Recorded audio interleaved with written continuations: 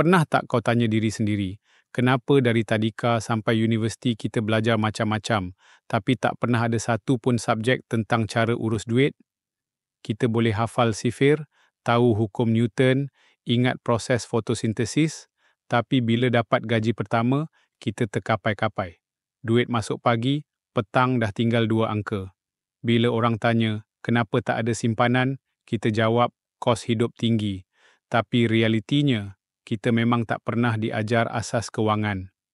Peraturan duit yang diamalkan oleh orang bijak sejak beratus tahun dulu langsung tak pernah masuk dalam silibus. Dulu, keluarga Medici di Itali zaman abad ke-17 dah pun tahu, duit bukan sekadar alat beli barang, tapi alat kawal hidup. Mereka faham prinsip asas kewangan lebih daripada kita zaman digital sekarang. Dan peliknya, walaupun kita hidup dengan teknologi, aplikasi bajet, dan info di hujung jari, kebanyakan orang masih tak faham beza antara beli ikut keperluan atau beli ikut nafsu. Sekolah tak pernah ajar kita beza antara aset dan liability. Tak ada cikgu yang pesan, kalau kau tak belajar urus duit, kau akan kerja sampai tua untuk bayar benda yang kau tak perlukan pun.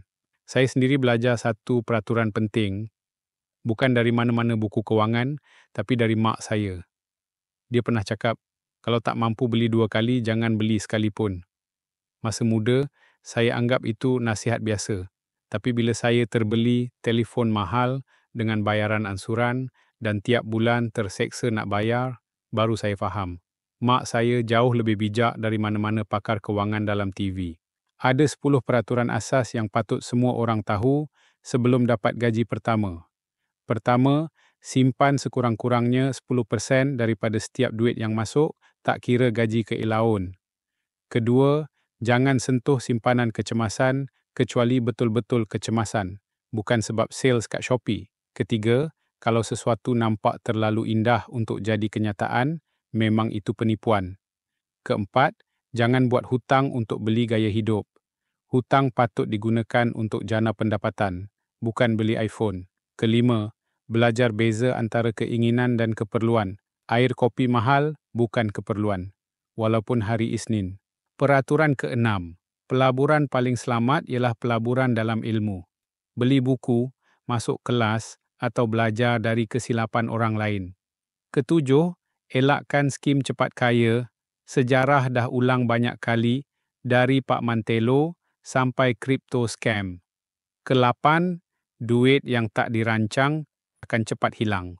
Buat bajet walaupun ringkas. Kesembilan, jangan bergantung pada satu sumber pendapatan. Dan kesepuluh, paling penting, kaya bukan tentang berapa banyak kau ada, tapi berapa bijak kau guna apa yang kau ada. Ramai orang rasa mereka tak pandai kewangan sebab tak skor A masa sekolah. Tapi urus duit bukan pasal markah. Ia pasal kesedaran, disiplin dan tindakan harian. Orang dulu tak ada spreadsheet, tak ada aplikasi kewangan canggih, tapi mereka tahu asas. Jangan berhutang sesuka hati, jangan tunjuk kaya kalau poket bocor, dan jangan lupa, rezeki yang kekal bukan yang cepat datang, tapi yang datang dengan berkat. Kalau saya boleh balik ke umur 18 tahun, saya tak akan minta gaji tinggi. Saya akan minta ilmu tentang duit. Sebab bila kau faham duit, kau akan faham hidup. Kalau kau rasa video ni buat kau terfikir balik, cara kau urus duit, tekan like, tinggalkan komen.